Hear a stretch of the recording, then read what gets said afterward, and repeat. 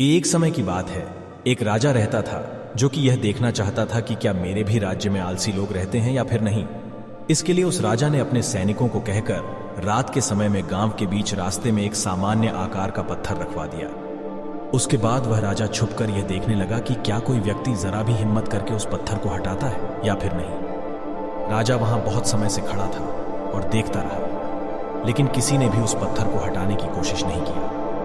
उस राज्य के कुछ सबसे धनी व्यापारी और दरबारी भी उस पत्थर के पास से होकर गुजरे, लेकिन उन्होंने भी उस पत्थर को बीच रास्ते से हटाने की कोशिश नहीं किया। कुछ आने जाने वाले लोग राजा को ही दोषी ठहरा रहे थे कि राजा कितना लापरवाह है, राज्य की सफाई का ध्यान नहीं रखता है। कुछ समय बीतने के बाद उसी पत्थर से होकर एक सब्जी वाला गुजर रहा था। तभी उसने उस पत्थर को देखा और उसे वहां से हटाने का निर्णय भी लिया। सब्जी वाले ने अपनी सब्जी का भार नीचे रखा और उसे पत्थर हो हटाने की कोशिश करने लगा।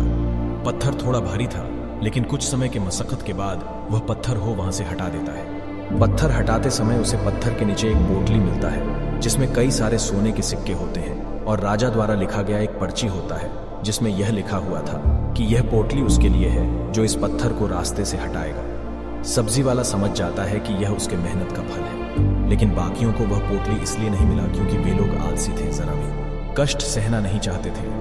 उसी प्रकार आपको भी अपने सही लक्ष्य की प्राप्ति के लिए आलस को त्यागना होगा। ये छोटी सी कहानी आपको कैसी लगी कमेंट में जरूर बताएं।